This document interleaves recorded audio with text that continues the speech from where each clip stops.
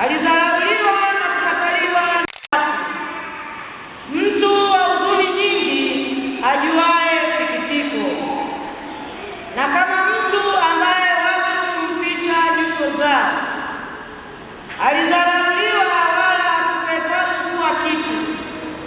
Hakika ameyachukua masikitiko yetu, amejivika huzuni zetu.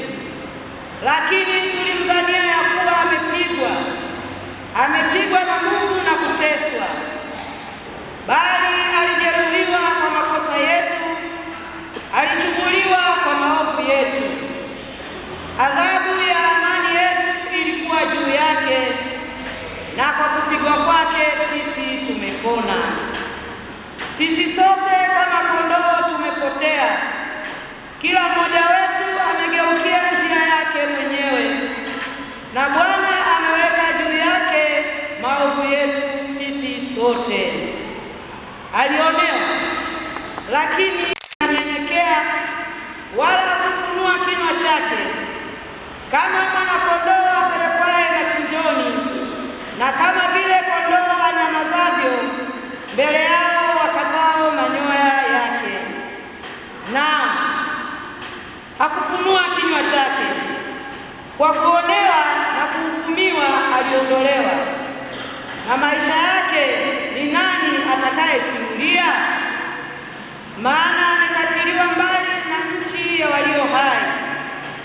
Alipigwa kwa sababu ya makosa ya watu wangu, wakamfanyia kaburi pamoja na wabaya na pamoja na matajiri katika kufa kwake, ingawa hakutenda jeuri wala hapakuwa na hila kinywani mwake. Lakini Bwana aliridhika kumchukua, akamhuzunisha. Utakapofanya nafasi yake kuwa dhabihu kwa dhambi, ataona uzao wake, ataishi siku nyingi, na mapenzi ya Bwana yatafanikiwa mkononi mwake. Ataona mazao ya taabu ya nafsi yake na kuridhika. Kwa maarifa yake mtumishi wangu mwenye haki atawafanya wengi kuwa wenye haki, naye atachukua maovu yao. Kwa hiyo nitamjalia sehemu pamoja na wakuu, naye atagawanya nyara pamoja nao walio hodari, kwa sababu alimwaga nafsi yake hata kufa, akahesabiwa pamoja na hao wakosao. Walakini alichukua dhambi za watu wengi na kuwaombea wakosaji. Neno la Bwana.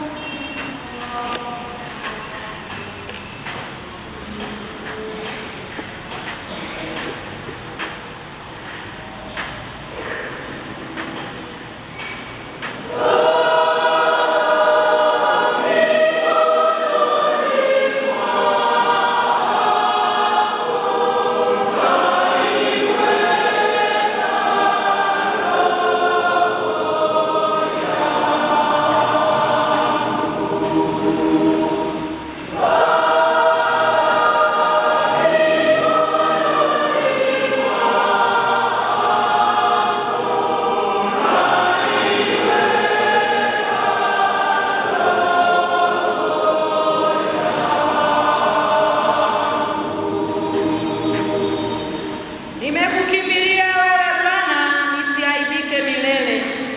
Kwa haki yako uniponye, mikononi mwako naiweka roho yangu. Umenikomboa, e Bwana Mungu wa kweli.